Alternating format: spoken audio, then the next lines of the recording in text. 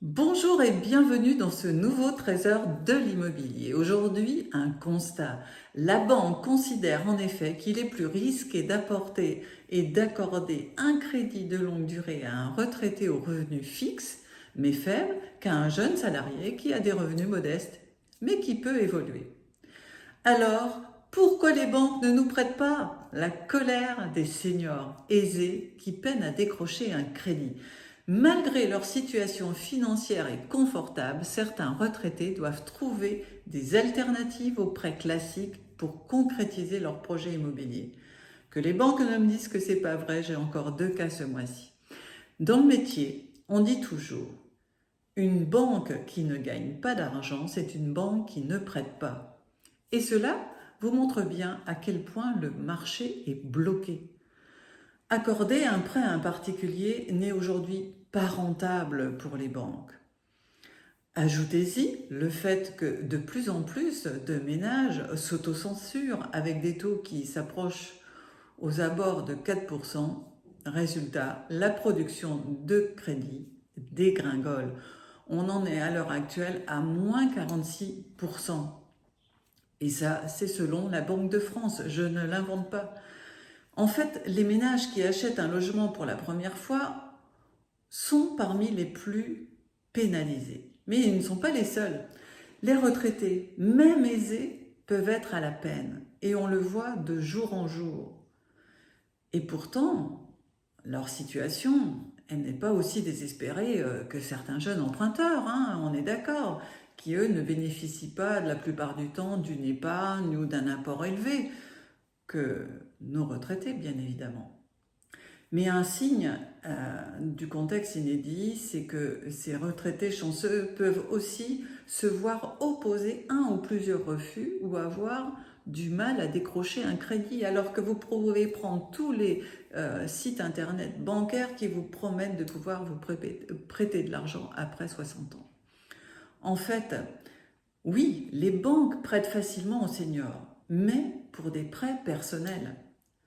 À la retraite, vous pouvez obtenir un prêt personnel et ce, même après 70 ans. Le prêt personnel est un crédit en fait à la consommation qui vous permet de financer vos projets. En tant que retraité, votre profil présente plusieurs avantages aux yeux des banques. Ça, c'est clair.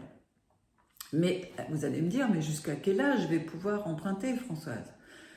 Vous devez savoir que l'âge maximum pour prétendre pouvoir emprunter un financement immobilier est de 90 ans. Oui, oui, je ne vous dis pas de blague.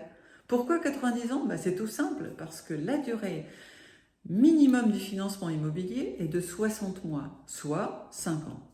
Et qu'en parallèle de cette norme bancaire, l'âge maximum en fin de crédit est de 95 ans. Quant à la durée maximale d'amortissement, elle est de 25 ans, sachant qu'une période de 24 à 36 mois de différé est tout à fait possible. Alors, quelle est la règle?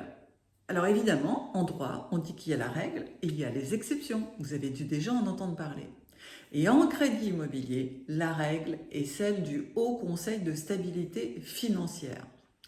Depuis le 1er janvier 2022, les recommandations du Haut Conseil de stabilité financière sont devenues obligatoires. Ainsi, les règles limitent la durée des prêts immobiliers à 25 ans, sauf dans le neuf où la limite est fixée à 27 ans, en cas de différé d'amortissement. Et l'endettement des ménages à 35 ans, à 35% des revenus, assurance incluse. Mais les banques, elles ont le droit de déroger à ces règles pour 20% de leur production de crédit par trimestre. Malheureusement, sur le terrain, niet, on n'y voit rien. Et pourtant, dernièrement, là, ce mois-ci, le ministère de l'économie et de la Banque de France ont annoncé qu'ils allaient autoriser les banques à favoriser un peu plus l'octroi de crédits immobiliers aux acquéreurs d'un bien destiné à la location. Et je pense notamment à un de mes clients dernièrement qui m'a contacté par rapport à ce genre de projet. Sur l'ensemble des prêts octroyés, les banques sont totalement libres de tout critère, vous entendez bien, de tout critère pour 6% de leur production totale. Pourtant, les derniers chiffres de la Banque de France montrent que les banques n'utilisent pas du tout cette marge de manœuvre et qui sont loin, mais vraiment très loin de l'utiliser à leur maximum. Alors, obtenir un prêt immobilier après 60 ans, comment faire? Eh bien, obtenir un prêt sans apport après 60 ans, c'est pas vraiment une mince affaire. Effectivement, vous pouvez déjà oublier toutes les banques de réseau car elles sont vraiment moins enclins à émettre des avis favorables, notamment pour des demandes de financement immobilier pour seniors. La cause, c'est simple, des pensions de retraite qui n'augmentent quasiment pas, c'est-à-dire que l'indice du coût de la vie et de l'inflation publié par l'INSEE, elles en tiennent compte et voilà, elles s'arrêtent à ça. Toutefois, il faut savoir qu'il y a encore des banques, des établissements bancaires qui accordent des crédits immobiliers en contrepartie d'un financement à court terme, maximum 10 ans. Des fois qu'on prenne un peu de risque, vous comprenez. Pour soi-disant, quand on les écoute, pallier à des revenus non évolutifs et avec un taux d'intérêt fixe, bien sûr, à mensualité constante. On met bien les sécurités, tellement elles ne sont pas vraiment à l'aise. Le constat est sans appel. Les banques ne permettent pas aux plus de 60 ans d'avoir des projets. Dernièrement, j'ai un client, 65 ans, qui frappe à ma porte et me dit « Mais Françoise, j'ai un bien en plein cœur d'une ville, prospère, j'ai de l'apport, mon projet s'autofinance, il n'y a aucun risque, mais voilà, personne ne me prête. On m'a baladé dans une banque pendant plus d'1 an et niette, je n'y arrive pas. » Également, un artisan un peu plus jeune me dit « Françoise, peux-tu m'aider? Personne ne veut me prendre dans sa banque. Vous entendez bien, me prendre dans sa banque. Et pire, personne ne veut m'assurer. Je dois leur faire peur, me dit-il, car j'ai trop d'activités et en fait, ils n'ont pas l'habitude alors que j'ai des fonds conséquents, des chantiers et que tout va bien. » Il y a vraiment de quoi se faire du souci. Alors, on a de quoi s'interroger parce que, effectivement, les Français vivent de plus en plus longtemps. Et à ce titre, on estime qu'en 2050, un tiers de la population sera âgée de plus de 60 ans. J'imagine qu'il n'y aura pas de banquier dans l'histoire.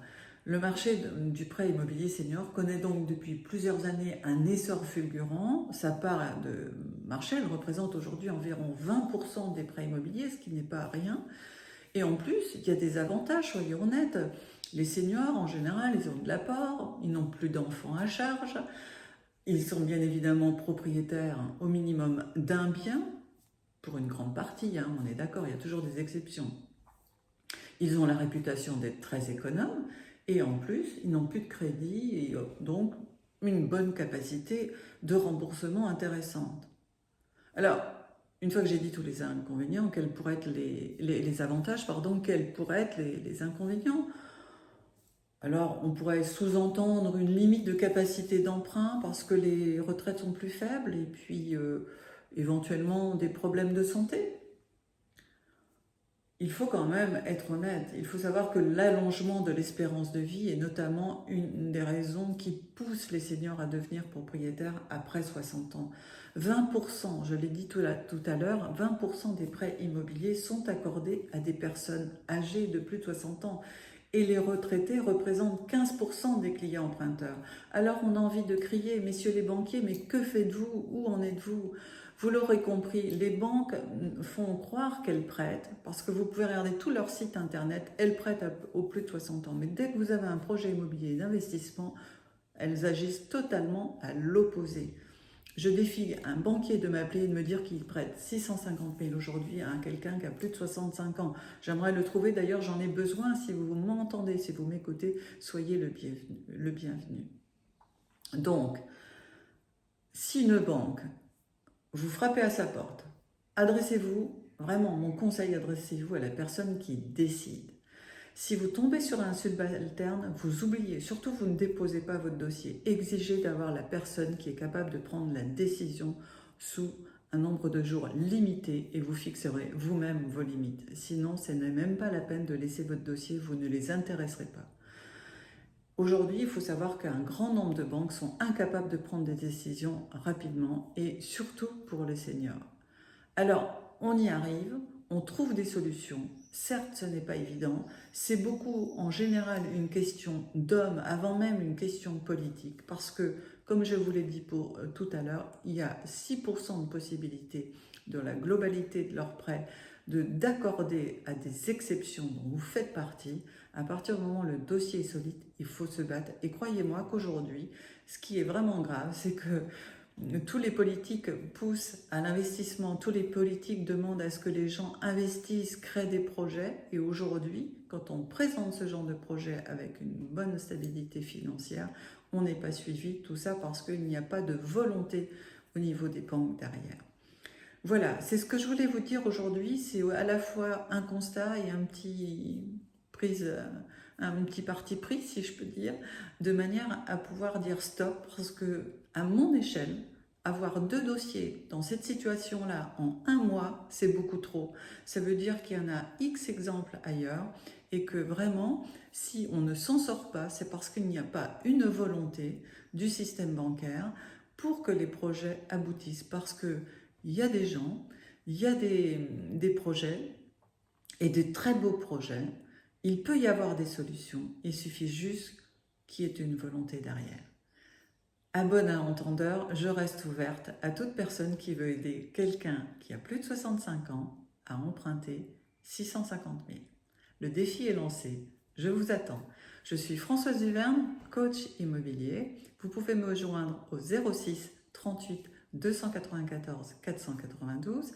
Également m'écrire à hello@françoiseduverne.com et vous me retrouvez sur mon site internet www.françoiseduverne.com.